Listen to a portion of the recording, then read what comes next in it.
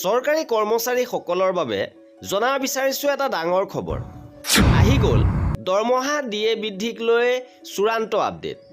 দৰমহা ডিএ বৃদ্ধিৰ চূড়ান্ত আপডেট আহি পৰিছে। অৱশেষত প্ৰকাশ পাইছে ডিচেম্বৰ মাহৰ AICPI-IWৰ সূচকাংক। শেহতীয়াভাৱে 30 জানুৱাৰী তাৰিখে government of India ministry of labour and employment labour ব্যুৰোৰ ফালৰ পৰা প্ৰেছ ৰিলিজ প্ৰকাশ কৰিছে, য'ত AICPI-IWৰ সূচকাংক প্ৰকাশ কৰিছে। আৰু ডিচেম্বৰ মাহৰ AICPI-IWৰ তথ্য অনুসৰি 148.2 পইণ্টলৈকে বৃদ্ধি পাইছে। আৰু এই সূচকাংকৰ ওপৰত ভিত্তি কৰিয়ে জানুৱাৰী মাহৰ ডিএ বৃদ্ধি ঘোষণা কৰা হ'ব। গতিকে কিমানলৈ আপোনালোকৰ ডিএ বৃদ্ধি হৈছে? এই ক্ষেত্ৰত ডিএ গণনা কৰা কেলকুলেটৰ অনুসৰি ডিচেম্বৰ মাহৰ AICPI-IWৰ সূচকাংক 148.2 পইণ্টলৈ বৃদ্ধি হোৱাৰ লগে লগে ডিএ 60% অতিক্ৰম কৰিছে। অৰ্থাৎ কৰ্মচাৰীসকলৰ ডিএ বৃদ্ধি 2% হৈছেগৈ।